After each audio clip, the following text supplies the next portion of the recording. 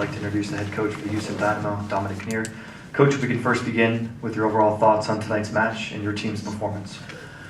Yeah, a tough game. We didn't play so well. Put a lot of blame on myself for the goal we gave up because I think it was my decision to pull a guy off the two guys marking the corner kick, and therefore we got exposed. So it's really the story of the game was a set piece, and it had a lot to do with me and the way I coached it. So to put a lot of blame on myself for the way that goal was scored. Other than that, we put a little bit of pressure on in the second half. Didn't play too well the first half. Came out with a better attitude in the second. Had some good chances. Ricketts made a couple good saves there at the end of our set pieces.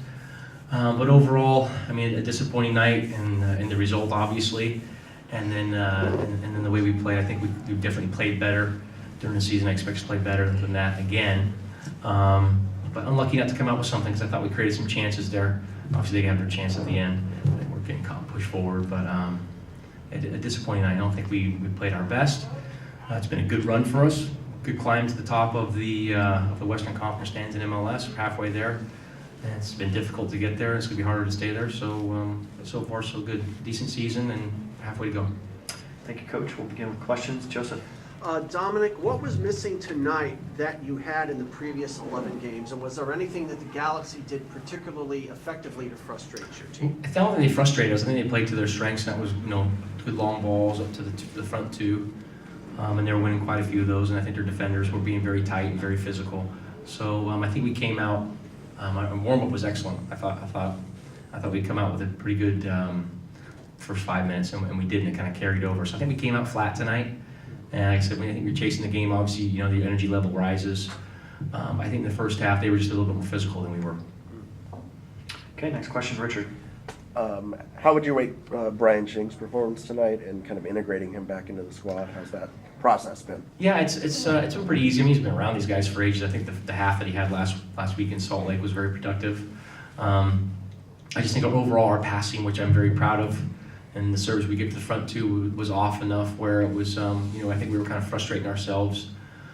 So it was difficult. We did have a good chance there at the end, and he got a good header on it. And like I said, Ricketts made a couple good saves in the right place at the right time. But I don't think our box play and our wide play was, which is our strength and his strength, was as good as we wanted it to be. Take our next question in the back. Yeah. Lyndon Johnson from Cara Press. Do you think your team was overconfident? No, not at all. I don't think we're ever overconfident when we step on the field because we have respect for all teams we play against.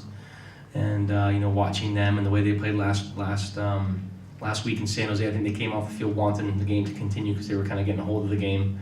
And I think that's the way they kind of came out tonight. So we were not overconfident stepping onto the field tonight. Yes, Coach, what do you expect in the next couple of games here? What do you want to see from your team, and what can we expect from them? It's just a good response. I told the guys at they're in the locker room. I think we all take part in our responsibility for the team not doing as well as we wanted to. I'm the first one to take responsibility for, like I said, for a huge play in the game, and I apologize to the guys for that. But I think the next team's want a good response, and this team's always responded pretty well. They're very professional, very mature. A lot of these guys have been very successful because of that. And we have an Open Cup game on the Wednesday, and then an away game to Kansas City on Saturday. So we have to juggle the lineup a little bit because we're down a couple of numbers, which is the case when you hit these summer months. But I just think a good response and a good training session will be helpful. I told the guys, let's not have our chins dragging when we show up to practice on Tuesday, which can be easy to do. Is to feel sorry for yourself. I think it's just one of those. We didn't play well. You're going to lose games during the season.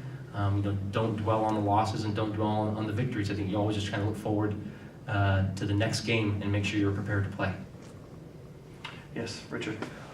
Game planning for the Galaxy, they seem like they might be a kind of a difficult team to play against, or a frustrating team just based on the style that they play. Is that something that kind of tests your patience a little bit, having to sort of, so they play, I guess, a restrictive style would be it probably? I think it tests our patience in the second half because the game was slowing down. And I think when you're chasing the game, you always want the game to be sped up. Mm-hmm. And but that's the way it happens all over the world when teams are ahead. They look to slow the game down and break up the rhythm. I don't think they frustrated us. I think they played, like I said, I think they played to their strengths, and they played well in the first half. They got the goal they wanted, and obviously, they did well to hold on to that lead. I think, going into this, I think we were prepared. We knew, going from the clips we've seen against San Jose the week before against Salt Lake, very direct, and two guys up front, put themselves about and try and put you off your game a little bit, which is completely within the rules of the game. I think I was just more worried about the way we were going to play, and I think we prepared for them. Like I said, I think I had a little bit too much say in one play, and decided the outcome of the game, and I'm really disappointed in myself for that. But I thought overall, we played better before. We played better, and we will play better again.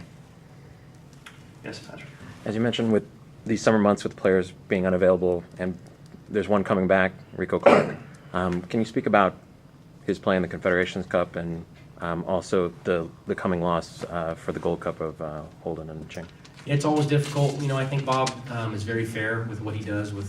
He's done. I think he did last year with a couple years ago with Gold Cup and the Copa America.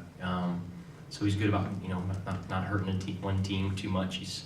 I think he's very fair that way. So we kind of expected a couple guys to be missing. But it's difficult, and it puts responsibility on other guys. And I think it gives you a good indication of how these players are. I think we've been very fortunate over the years to have such a loaded schedule with Superliga and Champions Cup and CONCACAF that a lot of guys have gained valuable experience. So there's no hesitation to put players in the field in certain positions. But I think the one thing it does do is it takes away the depth of your team and some quality as well. But you can't complain about it because it happens every year, and I think you always kind of expect it to be happening around this time. Because when you look at the schedule, that's one of the things you look at is the call-ups for qualifying and Gold Cup and Confederations Cup. So I think as the national team does well, I think we all benefit from that. And to touch on Ricardo, was very happy for him. Felt a little bit sad for him in the first game, because I think everyone would probably agree that any other game that's probably not a red card. And I think he had a very good turnaround after that, very good against Egypt and excellent against Spain.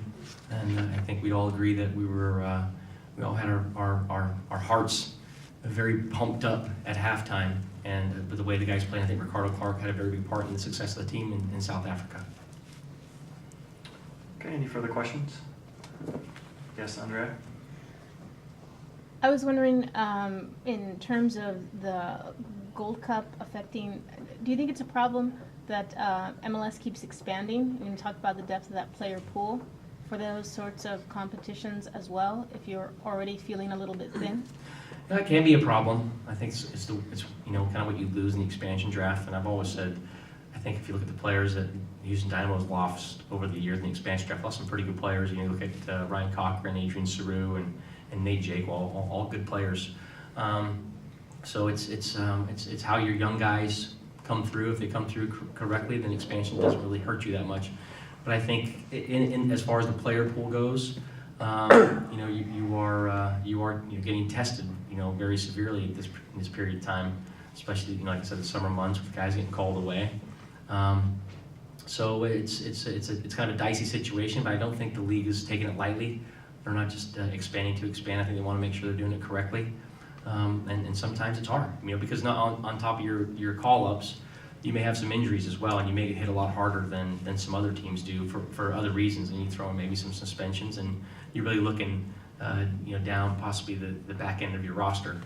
But as a coach of the team, and I think you've picked these players, and you have a responsibility to either develop them and give them chances, and make sure they're ready to play. So we've been fortunate enough, we've had very patient players and very determined players over the years that I think when this does come around, like I said, we're not hesitant with our player selection. So, but it can be a little bit tricky, because not only do you have expansion, you have some guys that maybe have their eyes outside of America, and if you lose them, then you're losing some important players.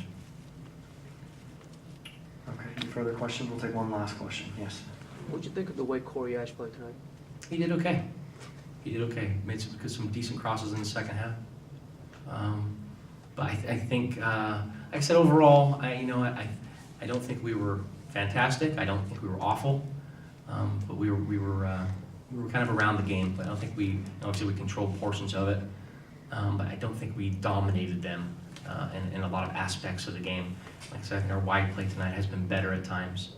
But so a lot of our game has been better tonight. But I think, I like having Corey on the team. He has that ability to get behind players and cross in good balls. I think he put in one good one tonight. So he's done good for us.